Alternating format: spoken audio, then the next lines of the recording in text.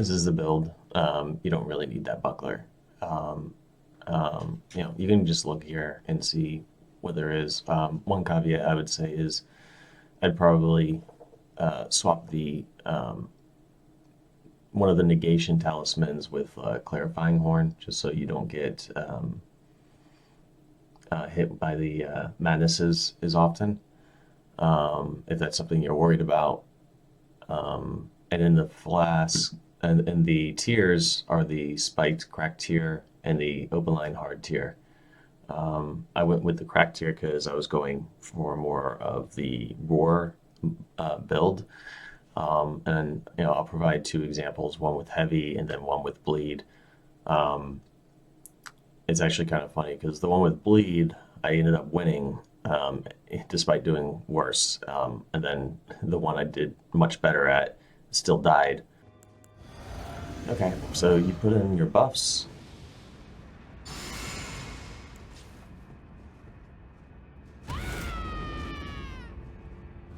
Get them buffs on. The beginning is pretty easy. You just whip on them.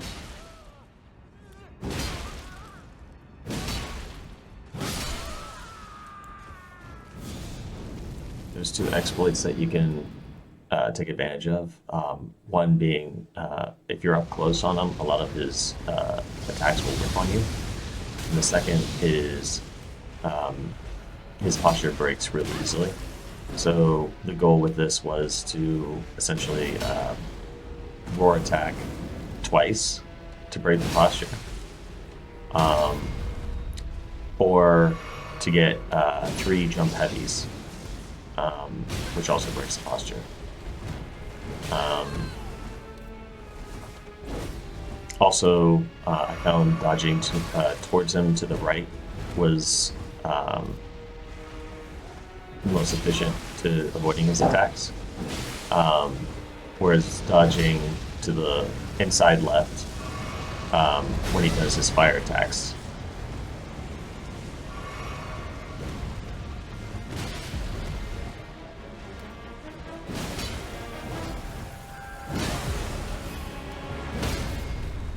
Yeah, his posture breaks really easily.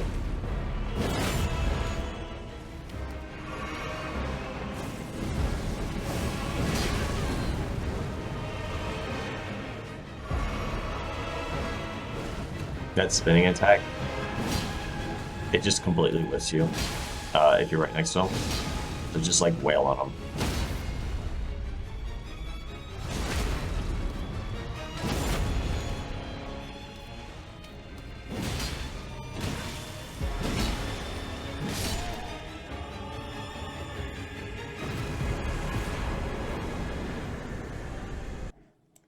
Okay, so his moveset. Um, While he's attacking you, obviously you saw this earlier. The being up close to him seems to be efficient for the spinning move, and dodging to the left or right, as long as you're going inside. He doesn't really have as many crazy combos as other bosses do. Um, Things to look out for if you're trying to heal. The spinning forward attack is a long range poke. He also has a another poke attack um, where he stretches forward that has a secondary hit after the initial hit. So the second hit is AoE, so you just gotta be aware of that and make sure you're outside the zone of the second hit after dodging the first hit. At the end, like he doesn't have a lot of crazy combos like the other bosses, so a lot of the times you can kind of judge and react appropriately to get in any heavy attacks.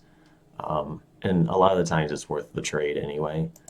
Um, if you have enough damage, negation, and you're not taking too much, you getting a heavy hit in trade for one or two hits of his is like totally worth it in my opinion. Especially if you're going for a posture break. Like again, three jump heavies, or two of the lion of the roar charged attack. I mean, that that seems like a good trade-off.